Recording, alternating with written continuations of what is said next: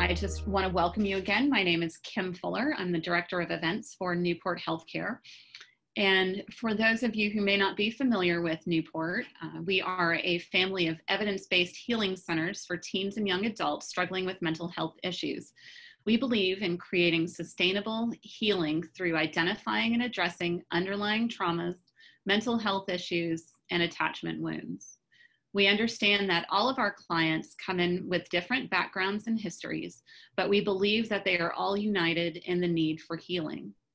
Through 11 years of outcome-studied, clinically sophisticated programming, we believe that as authentic, positive connections with self, peers, and families are explored and emerge, healing begins, and old, maladaptive behaviors are no longer needed.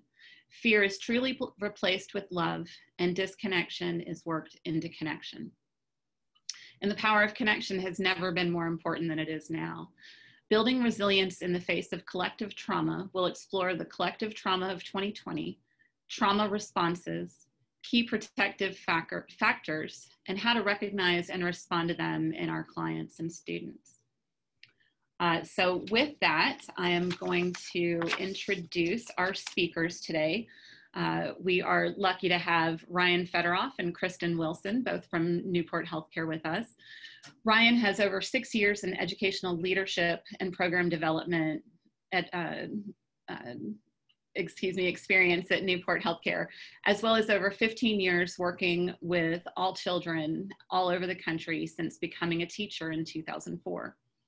6 years ago, Ryan developed and subsequently scaled Newport Healthcare's academic program and built the Learning Lab profile from the ground up. She has extensive experience collaborating with some of the most rigorous and competitive schools in the nation and their families to ensure that these students are able to excel academically while in Newport's treatment programs. She's an expert in helping families whose children have learning differences and challenges in the traditional learning environment, and subsequently provides guidance to families on the special education process and advocates for families to receive appropriate placement. Ryan is trained in restorative practices and motivational interviewing and widely uses these tools as foundations for the classroom she manages in order to build motivation, resiliency, and advocacy skills. Ryan lives in Mill Valley, California with her husband and 2 children. And then we have Kristen Wilson, who is passionate about the integration of holistic care in the treatment milieu to address the myriad of stressors that today's teens face. She believes that higher levels of emotional resilience allow teens to more easily adapt to stressful situations or crises with fewer negative effects. She holds a master's degree in psychology and creative arts therapies and presents workshops on using the creative arts to foster authentic connections with teens. Kristen's belief in holistic care is further demonstrated by her certification as a yoga teacher. So with that, again, I welcome you today to our webinar, and I'm going to hand it over now to Kristen Wilson. Hey, Kristen. Hi, thanks, Kim. Hi, Ryan. It's so good to come together on these talks, and we so appreciate your time and attention. Today's topic is an interesting one, and we hope that you're not too fearful to use the chat feature and interface with us a little bit. I think it's something as a clinician, as an outreach person, I know Ryan in the educational field, we're all kind of dealing with the nuances of 2020. And so we want to present some information on trauma, which I'm sure everybody on this call is familiar with. We're going to kind of talk about things a little differently than maybe what we learned in textbooks or how we were dealing with clients at this time, even last year. We're going to talk about creating key protective factors for people who might not have it organically. And then Ryan's going to go into how do we identify these types of trauma with our students and our clients. And then ultimately, how do we help them cope? So we're going to jump right in.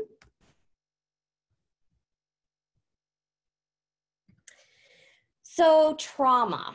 So if I asked you what a good definition of trauma is to you and your practice, if you could just pop it in the chat feature, what is a good definition of trauma for you?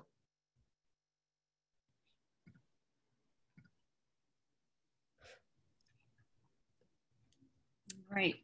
An event or events that overwhelm one's capacity to cope, a negative experience with lasting effects, anything that overwhelms our ability to cope. Awesome. Yep. Internal disorganization, disruption from the normal, an event or stressful situation that impacts functioning, brings negative effects, an event that causes negative issues, a life-altering experience causing fear, distressing events, experience that overwhelms our usual coping. Perfect. Okay, these are all awesome and true. Something that's made a long-lasting impact that affects us in an anxiety way. Something that takes over our ability to function. Okay, great. Bear with me. Keep in mind all of those things we just talked about. And I want you to pull out a piece of paper or a napkin or something to write on.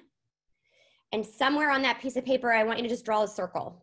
Anywhere on the paper, as big or as small as you want. It doesn't have to be a perfect circle, but a circle. And then when you've done that, I want you to draw on that same piece of paper a vertical line. So I'm going to take you back to high school geometry. Ryan, you can help us out. A vertical line is one that goes north and south. So straight up and down on the page. Right, Ryan? I'm good? You're good. Remember, horizontal is always along the horizon. Right. We want vertical. Okay, great. Somewhere on that paper alongside or next to or on top of that circle and that vertical line, I'd like for you to draw a heart. And then somewhere on that same piece of paper, 4 rays. So a ray, again, high school geometry, starts out from a midpoint and points to corners. Think of like a sun ray. Draw 4 of those somewhere on the paper. Okay, awesome. And then I want you to title your image and just pop it in the chat feature. So put a title, a word, maybe a series of words to that picture that you've created, that image, and then pop it in the chat box. There's no right or wrong, and I appreciate you kind of playing along with me a little bit. Hope, connected. Love that. My life, flight, peace. Disorganized, love, symmetry, look up, ladybug, intertwined, summer day, peace and love, self, pieces, growth, balance, burst, centered, chaos, love conquers all, abstract communication, love life. Awesome. These are so good. Love to my sunshine, parts 2. Amazing. Okay. Hope, looking up and forward. Oh, these are so good. Okay, so I want you to think about the concreteness of that image that you just created. And I want you to look at the different parts that are on that piece of paper. And I want you to think about trauma. And so trauma to me is a disconnection. It's an event that is perceived or real, and it's important to add that in to the definition of trauma, because I don't get to judge how important or big some life-altering event is in somebody else's life, right? So it's real or perceived event that creates chaos to someone's sense of well-being, okay? That picture that you guys drew is really an image of trauma. That person is there. The circle, the vertical line, the 4 rays, and the heart, although yours probably doesn't look like this, the pieces are all there. There's an unconscious defense mechanism that switches on after trauma. And so normally, think about when you were little and you went to grab something off the stove and your reflex was to pull your hand back because you don't want to experience that pain for any longer than you have to. That protection, that reflex, is the same for an unconscious emotional process than it is for that physiological process. So we want to recoil from pain and perceived threats. And people's reactions to trauma are normal. They're a normal reaction for that person in response to an abnormal shifting event that's happened in their lives. It's not our job to judge that. It's our job to empathize with it, to recognize it, and then to respond with support. So when we talk about trauma, and I'm interested to hear, I'm old, I'm 47, so I was in graduate school in the late 90s, and we would talk about trauma in big T trauma and little t traumas. Just pop in the chat box if that's something you're familiar with, a big T trauma versus a little t trauma. Yes, yes. Still being used. Yes, no, yes, yes, no. Yes, yes, yes. Okay. So, yes, okay. So a lot of people know it. So, and some people still use it today. So I don't want to discount. And again, I will qualify all of the statements that I am making as my personal experiences as a clinician since the late 90s, specifically with adolescents, and also living with one in the present moment. So when I make observations, it's really based on my experience. And unless I cite research, it is just that. But I will say that I have heard the recent use of big T versus little t traumas.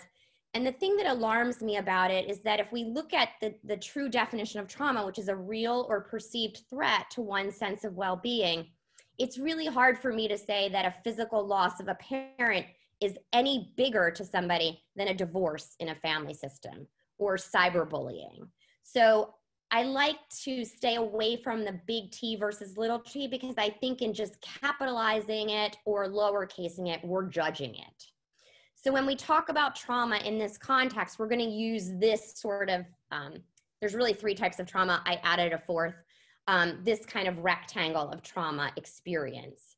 And so there's acute trauma, which we all know to be that trauma that someone can usually verbalize exactly what it was, when it happened, and associate their responses to that trauma. So it's a single traumatic event that happened in somebody's life, like a car accident that has had multiple disabling effects on somebody.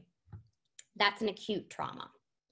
The next layer is a chronic trauma exposure, which basically means that there's multiple traumatic events that have happened to this particular person over the course of time. And so chronic trauma can be a car accident in high school, and then sexual assault in college, and then another car accident in their late 30s, and then a divorce in their 40s. So there's sort of a trauma timeline that is happening over the course of a lifespan, okay? The next layer is complex trauma. And so sometimes I think we get confused about what's chronic trauma and what's complex trauma. And really the difference is that this person has been exposed to chronic trauma over the course of a lifespan, and it's been perpetrated by a trusted person. So it can be, childhood abuse, neglect, exposure to things at an early age that should not have been exposed to by someone that this child or this adolescent or this young adult is supposed to be able to trust, okay? And then I would be remiss if I left out this last part of the rectangle, which is collective trauma or vicarious trauma. And I know there's been a lot of talk about it of late, but I know it's impacting me more than I sometimes care to let on. But a collective or a vicarious experience of trauma is experiencing trauma in response to witnessing a traumatic event occur, oftentimes for somebody else in a land that is far away from our grasp, but we are constantly inundated by mixed media about the subject. And so we're going to get into the year of 2020, which I call the trauma trifecta, in a minute. But I have here, schools are in the middle of this. And I used to do a lot of talks around trauma-informed schools. And really that paradigm, much like the big T, little t trauma paradigm, has been shifted in the events of 2020. And so we're going to talk about that a little bit. And I'm going to ask you to be a little bit vulnerable around your own circumstances so that we can be better equipped to help our clients and our families with this collective trauma. So as we know, trauma happens and it creates disconnection. It creates distrust in the world around us. It creates fear and anxiety about the future. It creates feelings of helplessness and hopelessness. It creates a sense of hypervigilance. I need to be aware of what's going on at all times so I can protect myself. And we know that most trauma is relational in nature. The key to that is that because most trauma is relational, trauma can be healed by authentic relationships. And so the creation of trust, the creation of connection, the creation of safety, of hopefulness, and a connection that is authentic can directly impact somebody's sense of self and ultimately create healing from trauma. And so 2020. So trauma, it creates this sort of, sense of well-being that's being shattered. And it could be a physical sense of well-being. It can be an emotional or social sense of well-being. And it could be the sort of questioning of your ability to provide basic needs for yourself or your family. And I think the year of 2020 has impacted all three of these areas for every one of us in different ways, but all of us by experiencing this collective trauma. And so because of COVID, because of the sort of unrest in the country, social injustices, protests, peaceful or rioting, these things are having an impact on us collectively as a society. And so physically, we're worried about our physical sense of self, our family's physical safety. If we've had someone who's had COVID or been exposed, there's a real physical risk to the fatality of this virus, especially for certain communities of folks who have pre-existing conditions that may put them at higher risk. The quarantine in and of itself has presented social and emotional challenges that have never been experienced by our generation or 50 generations before or after us even. The emotional toll of the quarantine and what's been happening with the ebbs and flows of who we're allowed to see and how we're allowed to interact really does present challenges for us and for our clients and for our clients' families and for our families. And then our ability to present or protect our families from a basic needs like food, housing, shelter is in question for a lot of people. 2020, we've seen unemployment skyrocket. We've seen hoarding behaviors. I live in New Jersey, don't hold it against me, but it's still really hard to get toilet paper here. And it comes from this hoarding behavior. People are afraid they're not going to be able to provide that for their family if things get out of control.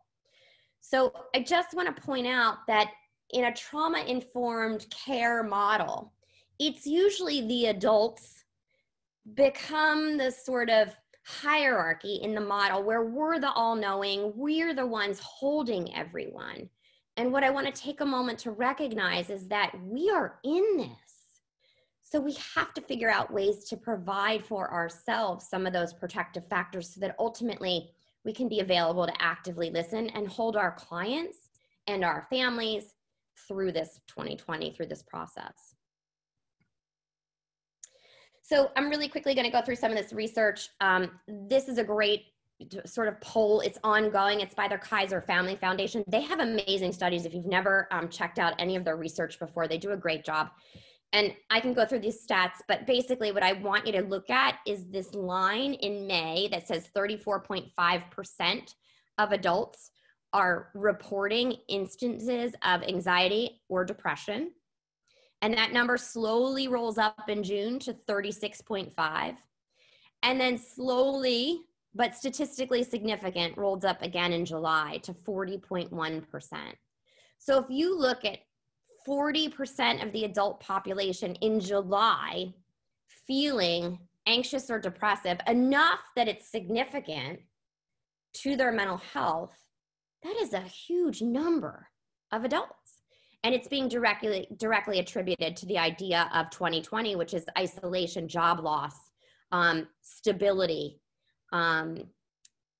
So it's just mind-blowing. And so they haven't published their study on August or September yet, but as soon as I have it, I will add it to the slide. I just think for us as providers and for us as the people that we are in the communities that we serve and our families respectively, it's an important statistic to note because it's important to check on our friends and to take care of ourselves and each other. This was mind-blowing to me. So this is a research that was done by the Harris Poll through the 4-H Council. 7 in 10 teens are saying that they're dealing with depression, anxiety, or increased stress, or a combination of all three during the pandemic. And 64% of these teens are saying, they're putting words to the fact that this is so significant that it's going to impact their entire generation's mental health.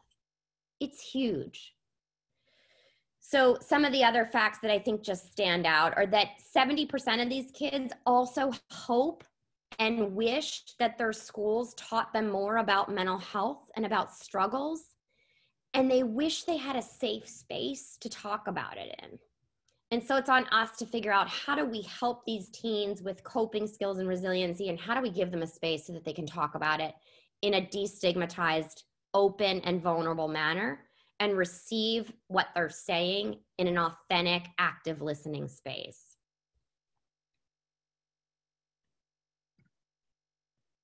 So how do we do this? So there's some key protective factors that we're going to talk about, and then we're going to talk a little bit about recognizing and responding to early signs and symptoms of trauma. And then Ryan's going to talk about a little bit within the classroom setting. So a protective factor. So I like this picture. It's an installation of an unfinished house. Give me some examples of what you think a protective factor is. You could just pop it in the chat box. What's something that we can do? And yes, the slides will be available. We will get you guys copies of the PowerPoint. Caring relationships, loving parents, relationships, community, spiritual life, listening, support network, family support, checking in, trusted relationships, friends, sports and hobbies, awesome.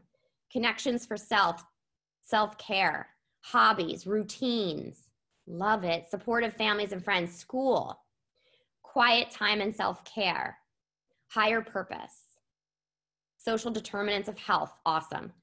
Mindfulness, social emotional learning, connectedness, self-care, personal rituals, sense of direction. Thank you. Time outside in nature. Awesome.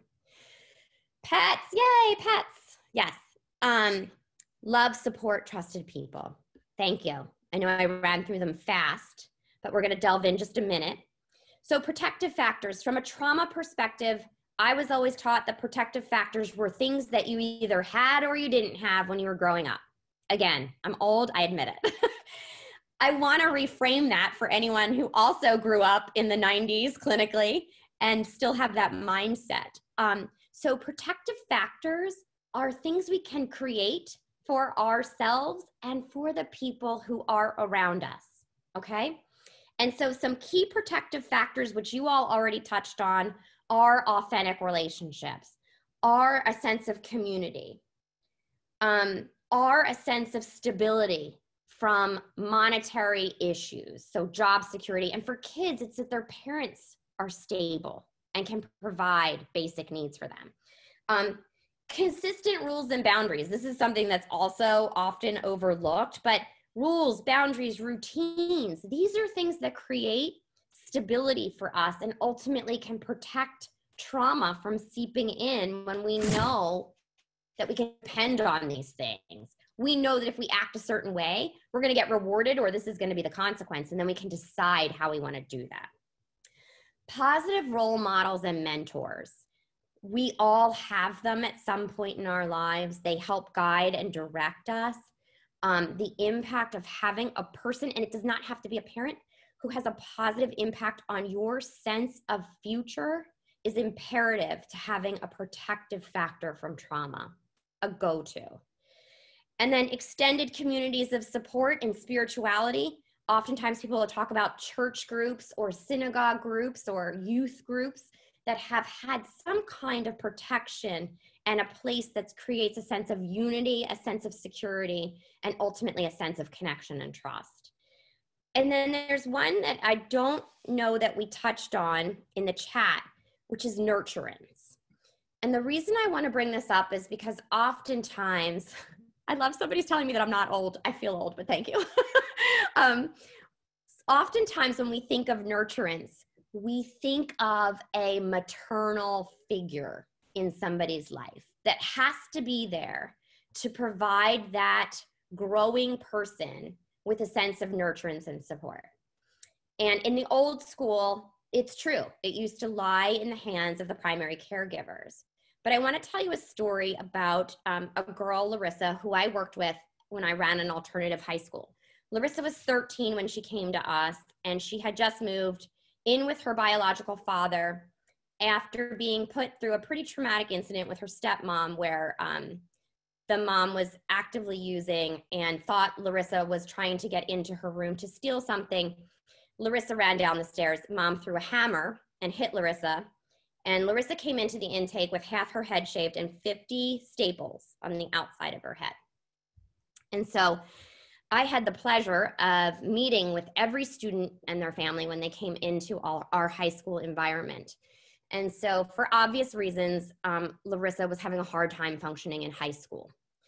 And so it was probably October of her freshman year, she came to visit us. And of course, we accepted her with open arms and she came into school. Larissa would come down to my office every morning at 7:45. Homeroom started at 7:40, I guess, 20 of. 7:45, she would be in my office. It was like clockwork. I could have set an alarm to it. And she would come into my office and we would have hot chocolate. And she would, for 15 minutes, she would cut pictures out of a magazine and stick them on my office door, like almost like she was making a collage of the door. And I would say probably 11 weeks into Larissa's tenure with us, her homeroom teacher called me and was like, hey, this is starting to become a problem. Larissa's missing not just the last 10 minutes of homeroom, but the first 5 minutes of her first period math class. And she's starting to become behind because she's missing those first 5 minutes. And so I kind of took a breath and I explained to the homeroom teacher and the math teacher what I knew to be true about Larissa and how that first 20 minutes of her day was just needed one-on-one connection with someone who wasn't going to ask her to focus on a math problem, wasn't going to ask her to do anything other than be herself and settle in. And if that 20 minutes at the beginning of the day was enough nurturance to get her through the rest of the day, I was going to do it every day. And nothing they could tell me was going to change my mind. And so the idea of being able to provide nurturance as a therapist, as a school employee, as an educator is huge. And it is our job to fight for these kids and provide them what they need, the same way we would fight with people for our own families. So I want to empower you that these protective factors can and are able to be installed post-family life in other areas. And the kids that I found to be the most resilient are the kids who are able to seek out protective factors from places outside of their home when they're not being received in their home. So, cool. All right, so that's my little blurb on protective factors and how we can establish them. And then lastly, I just want to go into trauma responses, and we're going to focus on the delayed reactions for trauma because I think it's important. And then I'm going to ask you a question and then we're going to move on. So delayed reactions to trauma. I'm going to go back one slide. Skipped ahead for 1 second. Okay, here we go. So there's immediate reactions to trauma, which normally we're not in the sort of view of because when the incident is happening, usually we're not present. But when the incident is happening with ourselves, are we present enough to notice the changes that start to happen in our own physical, cognitive, behavioral, emotional, spiritual sides? And so I just want to talk about some of these, and then we're going to talk about normalizing some of these. So there's delayed physical reactions that happen with trauma. There's sleep disturbances, there's nightmares, there's somatization. So people get worried or hyper-focused, or this sense of like, oh, my stomach hurts, I have a headache. There's lots of appetite and digestive changes. There's fatigue. There's elevated levels of cortisol. I mean, we're stressed out all the time. There's a sense of hyperarousal. And then there's ultimately long-term physical effects that can impact our organ functioning when we have these high elevated cortisol levels streaming through our bodies for long periods of time. There's delayed cognitive reactions. So we talked about sort of the flashbacks or the intrusive memories, but there's also self-blame. There's preoccupation with the actual traumatic event. There's trouble making decisions. There's generalization of triggers. There's suicidal thinking. There's the belief that feelings are dangerous and we want to retract from them. And then there's also delayed behavioral reactions. So there's an avoidance of anything that reminds people of the trauma, so a trigger. There's social relationship disturbances because we don't know if we can trust. There's usually sort of a low-lying kind of depression or anxiety that impacts our wanting to do things that we once loved doing. And there's a decreased suppression and activity level overall. There's an engagement in high-risk behaviors, and there's increased use of drugs or alcohol. There's withdrawal from activities and people that we once really looked forward to. And so all of these things happen over the course of time. And I want you to just be sort of honest and vulnerable. If you can pop in here any of these that apply to you personally right now, any of these delayed trauma responses that you're feeling.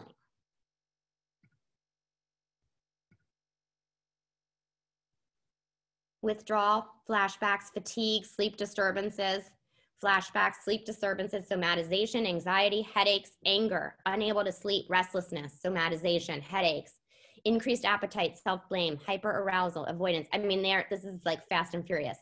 Self-blame, headaches, difficulty with focus, persistent fatigue, passivity, delayed cognition, withdrawal, old trauma coming up, focusing, sleep disturbances.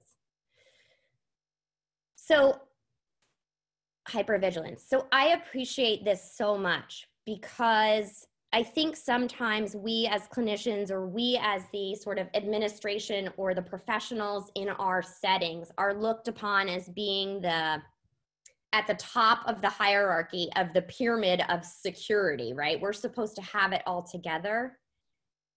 We don't. And it's obvious, and I read as fast as I could, but there's more coming in. All of these trauma responses that people are experiencing. And it's almost gotten to a point where it's being normalized. So I don't know if you all have had this experience, but I'm on Facebook and I'm in a bunch of different groups for professionals and for moms and whatever. And somewhere along the way, it was like back to school time, and I saw a back to school ad, and I was looking for like notebooks or something, and it was Trader Joe's, and I was like, huh, that's weird. So I clicked on the link, and it was a picture of Trader Joe's, and in the middle of the aisle was a back to school sign with like a pencil drawn on a chalkboard, and underneath the sign were crates of wine. And I just thought to myself, like, wow, this is normal. Like, this is really what parents are turning to cope with this abnormal situation that's being presented to all of us. And I just thought, what a powerful advertisement and normalization of something, because we are dealing with an abnormal situation that we don't have the capacity to wrap our heads around. And if we as the adults in this world can't, how are our kids and the kids we work with going to? So I think it's really important that as we look at this and as Ryan goes through noting these types of reactions and responses from students or clients that you may work with, that we just take into consideration that we have to be easy with ourselves as we go through this as well.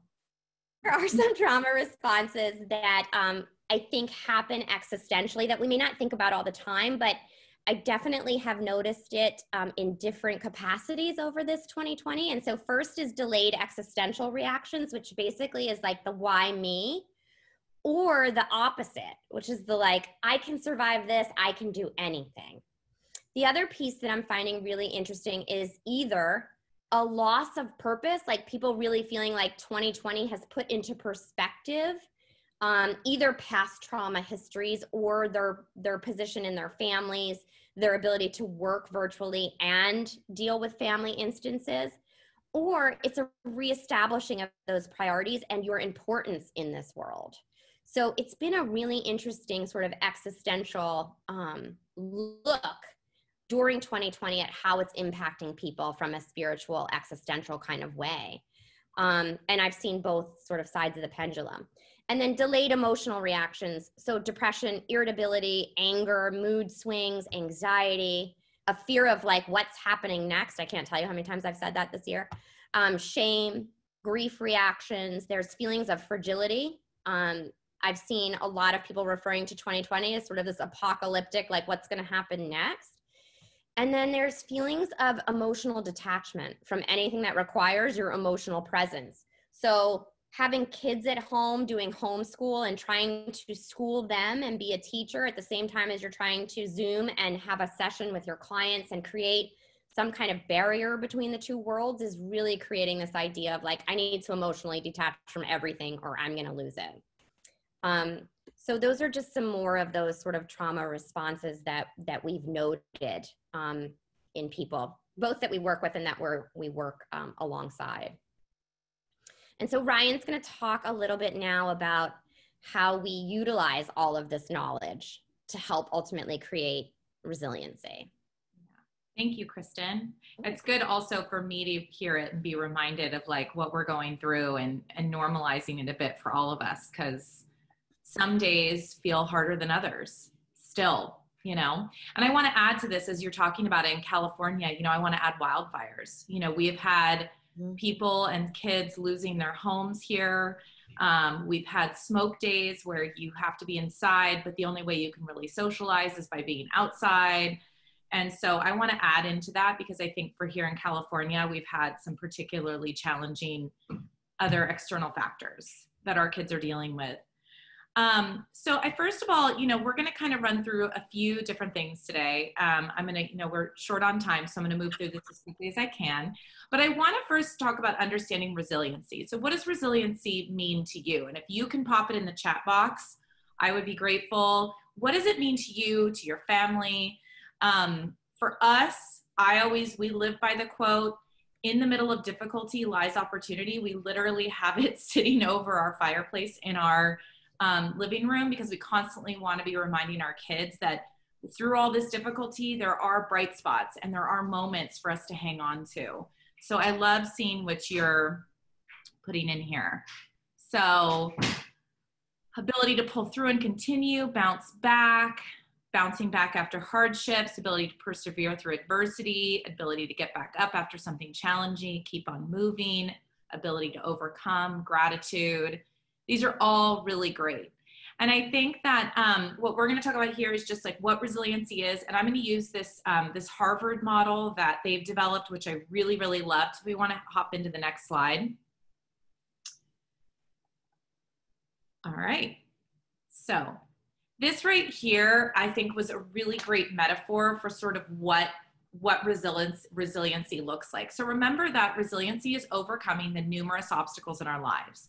And we have to remember that everybody has a different ability, right? A different level of resilience based on their experiences, their genetic makeup, their relationships. So this is why some children are more resilient than others, even within your own family, right? I have one child that is more resilient and has overcome things a little bit easier than my other child.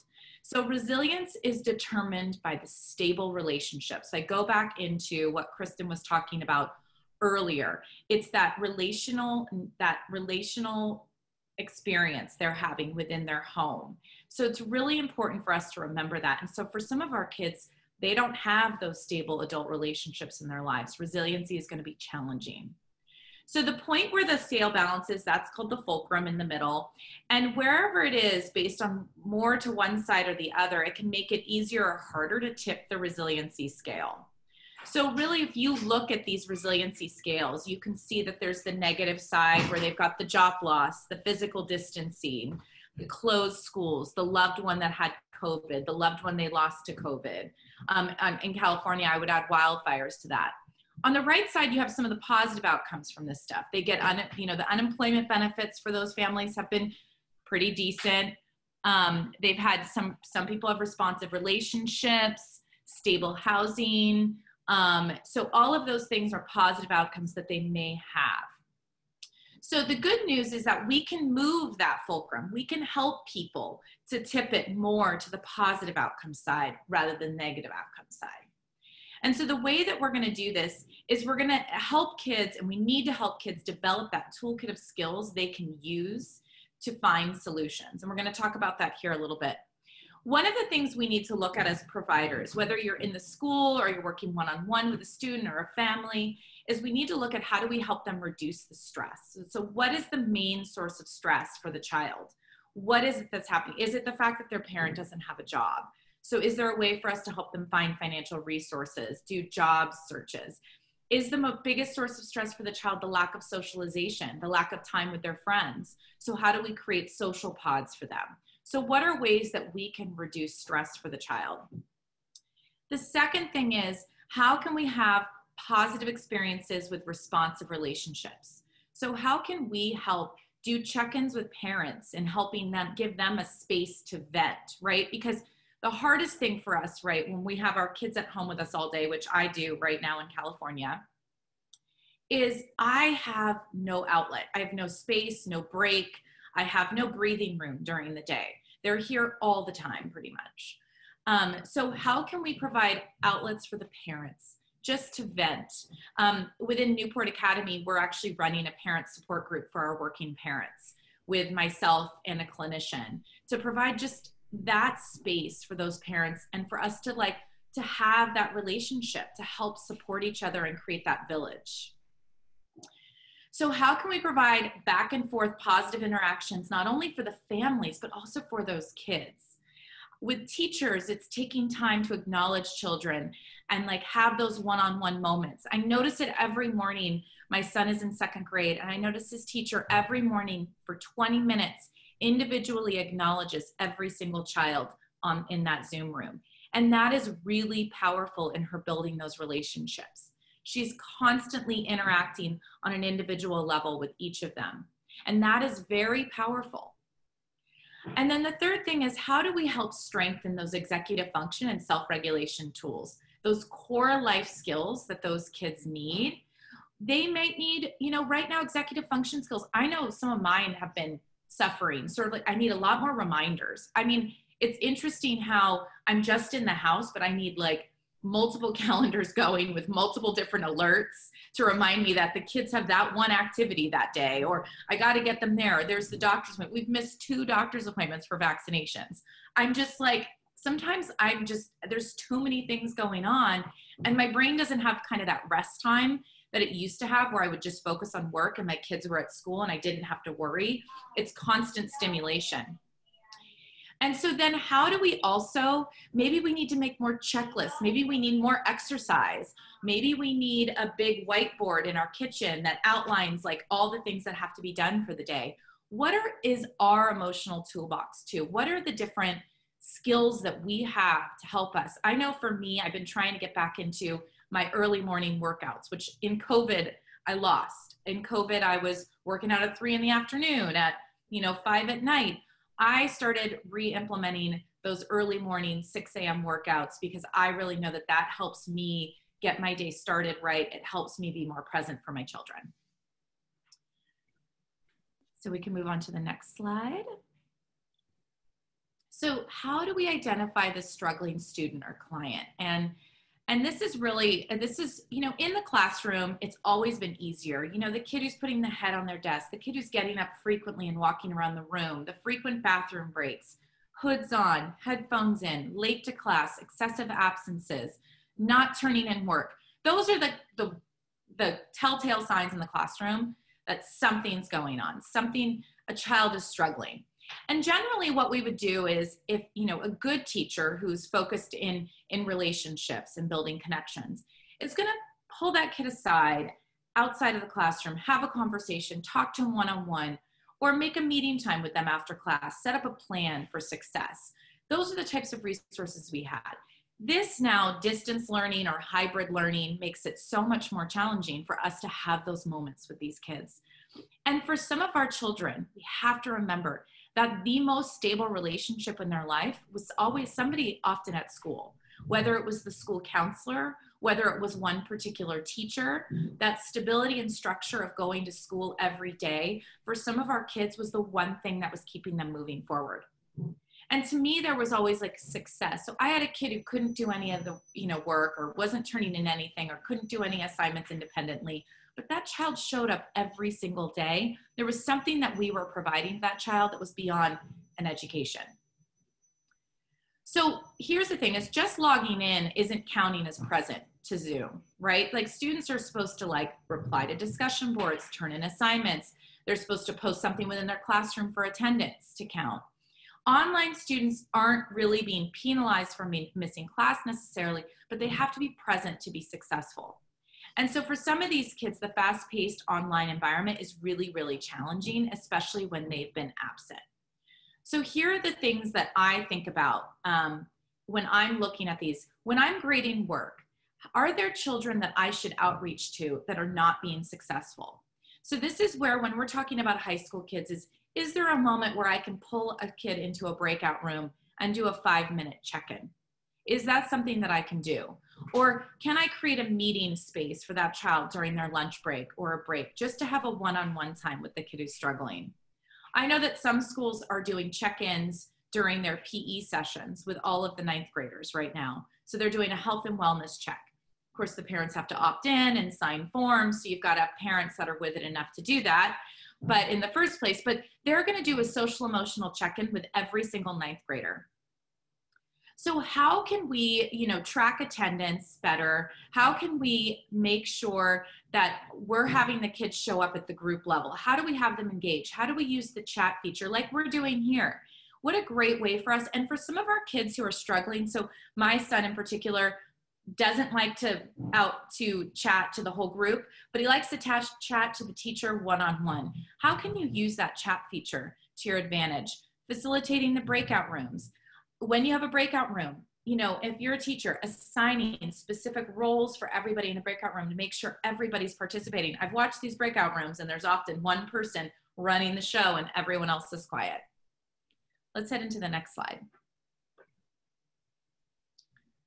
So I would really love it if right now we could just do an emotional temperature check. So every day schools are going to do check-ins. They're going to do check-ins. They're often going to do it on their phone. They're going to have to fill out a little form saying they don't have any symptoms.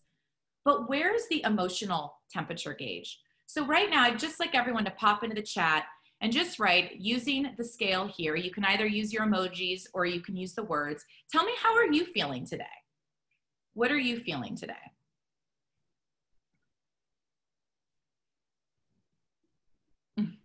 Rushed, anxious, tired. Me too. Me too. Lazy. I like it. I am not cold. I'm in California. Can't say that one. Tired, exhausted, drained, happy. Good. Worn down, self-critical, tired, blah, exhausted. All of these are great. I mean, this is like, we can all relate. Sluggish. God, I feel sluggish a lot. That's like my number one. Daydreamy, disconnected, content, aggravated, peaceful, good, worn out. So these are ways, just a simple check-in like this. Okay, if someone's feeling rushed, got you, fine.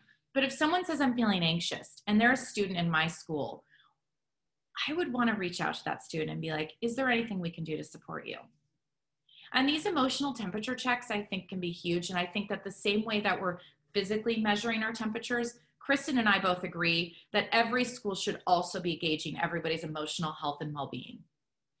And I think it's really important for us to think about that. So the initial 20 minutes of class, you know, this is one of the things, you know, when Kristen and I were kind of running back and forth, we were talking about how schools set up their distance learning plans, right? And I'm like, Bryn, her daughter who's in high school, like, does she have a homeroom? Does she have like a moment where she just connects with the teacher with no expectations? And they didn't set up time for that or space for that. So I'm wondering, how do schools create that now? Wait, we need 20 minutes. Our kids need one point of contact, one person every day that does a check-in with them. That one person is in charge of that group. If there's a red flag, that teacher is in charge of making sure that the counseling team, the school team knows there's something going on.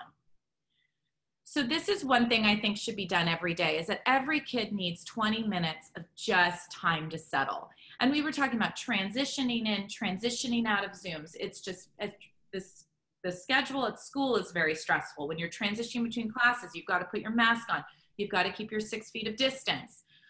Another thing we talked about doing was, how can we do social emotional learning journal prompts? How can we just asking kids questions in the morning? So some of the things are, write about a challenge you are having right now, or describe how you are feeling today, or write about a time when you felt strong or brave. These are discussion prompts I would put up for kids once a week or once every 2 weeks, just to do an emotional check-in. The digital daily check-ins, the example also, yes, and someone said, do you think also adults need that? I think teachers, I think that everybody needs an opportunity. So I think within a school, this would not only be part of the student check-in every day, but also the teachers that are checking in every day to go to work. When they're checking in, they have to fill out the same form. There should be an emotional check-in there as well, because we need to be supporting these teachers, because let me tell you, I cannot imagine what these teachers are going through right now, how stressful it is. I watch the teachers when their Zoom isn't working, or when their doc cameras aren't working. It is so emotionally draining on these teachers.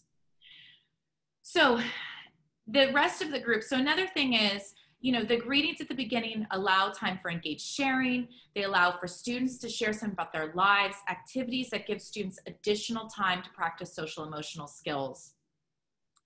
Another thing is, oh, my email just popped up. See, technology. Yeah. These morning meetings that we can provide to kids, they'll strengthen connections, they increase their self-confidence within the context of their school, they promote social awareness, and they encourage positive support and behaviors towards each other, which is really what we need, is more kindness. We have been noticing in our community here in Mill Valley, less and less kindness towards each other. More frustration, more shouting. I don't know if you have next door there, but we notice a lot of the community is constantly battling on next door with each other about one issue or another. What should you wear your mask outdoors? Do you have to wear it? This and that. I also really love the idea of the journal prompts. I think this is really important. And then how can we make sure that we're integrating into the culture of our schools? And I actually think that this is something positive that can come from what we do. Like, we are checking in with the health of everybody, the physical health of everyone every day, but how do we check in on the emotional health of everyone every day? And how do we provide space for that? And I think that's the most important thing that we can say today, is that I'm looking at schools around me that are doing these daily check-ins or these weekly check-ins with kids, and it's proving to be incredibly resourceful for the schools in order to gauge who needs the extra added support, where are the interventions needed, how do we make sure that these kids are getting their basic needs met? Because if you aren't getting your basic needs met, like Kristen talked about earlier, it's very difficult to feel safe and secure. Very difficult. So I really appreciate you having me here today. So I'll hand it over to Kristen. So thank you so much, Ryan. This was great. And I'm just going to open it up to questions, but I do want to just respond to one of the comments in the chat, which is that, these temperature checks, these emotional temperature checks, are difficult to do, especially in high schools, because if it's virtual, the kids will flip off, they turn off their camera. They're like laying in bed eating cereal, like nobody's responding. So these can prove to be really challenging. I think one of the things, and why Ryan and I wanted to do this, this training, was really to put the challenge out there knowing what we know about 2020 and about the start of the school year being the way that it is, and the focus that's being given to protecting people from COVID with the, the 6 questions, have you been out of state, what's your temperature, all that stuff. How can we, as a community of behavioral health thought leaders, start to institute these emotional safety precautions in our settings? And it is a new situation that we are all in. I think the school districts are doing the best that they can. I think this is something that is a challenge for each and every one of us to start to figure out how we can engage kids and other professionals, because we're going into the building as human beings, or we're virtually meeting as human beings, and we know that we're all under this stress. So the idea of that trauma-informed school aligning with just the students walking in the door, that model doesn't work anymore. So how can we help? And how can we as providers bring some of this into the lives of the people that we work with and alongside in our professional settings? And so that's the challenge. Does anyone have any questions?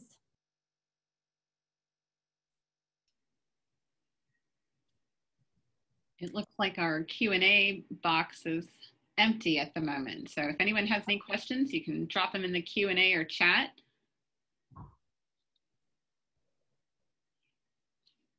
Someone said, have you heard of Making Caring Common? I have not. Ryan, I don't know if you have, but it's a project of the Harvard Graduate School of Education. Danae, if you have information on this, I'd love to hear it. Yeah. They help parents, caregivers, educators, and community members with tools and ideas that reinforce kindness. I'd love to take a look at it. So we do have a couple of questions that came in. Do you have a list of social emotional journal prompts to share? Or somewhere they could find some? I mean, I have some ideas, Kristen. I mean, we can put together a list for sure. Yeah. Absolutely. We can send it out along with the slide deck. I know a lot of people were asking for the PowerPoint, so we'll make sure that everybody has access to that as well. Yeah. Yep, that's most of the other questions. We did have a question, will you be running this presentation again? I think it would be great for my teachers to see. So we are recording, and so we can certainly send a link out. Yeah, and I just want to I'll offer a Ryan too, but she's going to kill me after. But we're open to doing this as often and as sort of open as you guys are to accepting it. I've done this for some of the student assistance counselors and teachers and administrators in New Jersey, and the response has been really overwhelming to the ideas of how do we create trauma-sensitive environments for people. We'd be happy to, to work together with you and some of the challenges that you and your particular settings are working around and in, and, do the presentation again. Okay, let me double check. There's a couple questions in here. Yep. Ideas on how to assist others to deal with the outcome of the election on either side of the situation. Some will consider this trauma. Yes. So again, 2020. And I think the outcome of the elections for everyone in this country, the anxiety about the outcome is a trauma in and of itself. We are, I think, all on edge to wait and see what happens. I think the trauma of the social sort of environment and temperature in the country is traumatic. And I don't necessarily think the outcome of the election is going to help in either direction. So I think it's about having and creating safe spaces where people can feel vulnerable enough to express their feelings without being judged, with being held in active listening, with the person who is listening there to listen to understand as opposed to listen to respond, if that makes sense. I think we're doing a lot of responding every day because things are coming so fast and furious. But I think the idea of like just creating spaces for active listening to happen for each other is going to be a big part of getting through the next few months. All right, we have a few more coming in. As long as you guys, I know we're a little over time, so what are some gentle, helpful prompts that as a mental health professional and possibly parents we could share with teachers and school administrators? Okay, that sounds like, yep. So we're gonna send out some of those prompts that Kristen and Ryan put together along with the PowerPoint. Something that I recently encountered with an adolescent client is that resiliency comes with grief because it's formed out of the need to survive a difficult circumstance. They did not see resilience as a positive characteristic. Any guidance on how to help a teen through this thought process? That's really fascinating. So I think the idea of resiliency, and maybe when it's framed for this particular child, it feels like they're resilient because of what has happened. So I wonder what word they would use as an 11-year-old, or even picture or drawing or painting or music that they could give to you to help you understand what they think this superpower that they have is. And I think if you can get that 11-year-old to identify it, whether it's through an art medium or a music medium or whatever, I would love to hear what their thoughts are on what that is. What, if it's not resilience, because that's associated with overcoming something different, what is it to you? All right, thank you, Kristen. We have one last question. Any ideas on how to help students or clients think of a higher purpose or define their higher purpose? Ryan, you want to go? Yeah, I mean, that's a tough one. I think, especially right now, I think that one of the parts about that I think getting them involved in certain outside, like getting them outside of themselves a little bit. So one of the things that we've done in the past is, like, you know, with our children, was when the fires happened, like, it was really scary, right? Like, for my children, the fires were close by. So we've taken them up to, like, sort donations and, like, be a part of the solution rather than kind of being stuck in the problem, right? So we're thinking about always, like, what fills a kid up and what makes them feel good is kind of the question I ask. Like, when I'm like, what makes your cup full? What makes you feel good? So first of all, I want them to get outside of themselves a little bit, experience the world around them, understand the world around them, understand the gifts that we've given them in their home and in their family and in their life that are not monetary, that are based in love and like stability. And then what we do is we kind of let our kids experience lots of different activities to figure out what fills them up and what makes them feel good.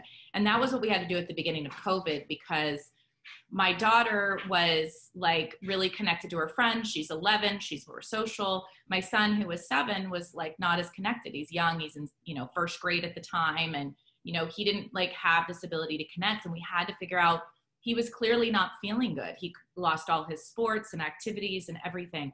So we kind of were like, let's pick up skateboarding and let's give it a try. It's something you can do in our garage. Like, we've got a skateboard, let's give it a try. And he started doing it, and it makes him feel, it has changed the entire experience for him.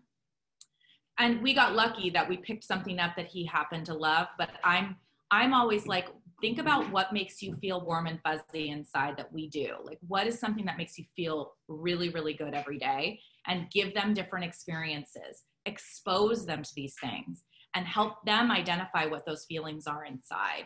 You know, because they don't always know. They have struggled to identify, oh yeah, wait, I felt really good after I did that hike, you know, on Mount Tam. Or, so I think those are different ways for us to engage kids in those conversations. Yeah. Awesome. And on that note, I think we're going to wrap it up. Thank you, everyone, for being with us today, spending some time with us this afternoon, and a special thanks to Kristen and Ryan. I learn something new every time I hear you guys speak, and it's it's great that you're being, sharing this with clinicians and teachers. So we will be sending out information on how to get your CE, a copy of the slide presentation, and some prompts. So look for that. And if you have any questions, you can email me, Kim Fuller, at kfuller@newportacademy.com. So thanks again, everyone. Thank you, Ryan and Kristen, and we'll see you next time. Bye-bye. Bye.